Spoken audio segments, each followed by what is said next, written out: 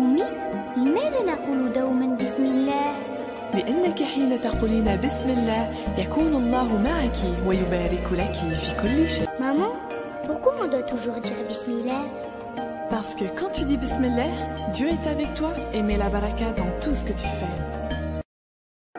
Mom, why should we always say Bismillah? Because when you say Bismillah, Allah is with you and put baraka in all what you do.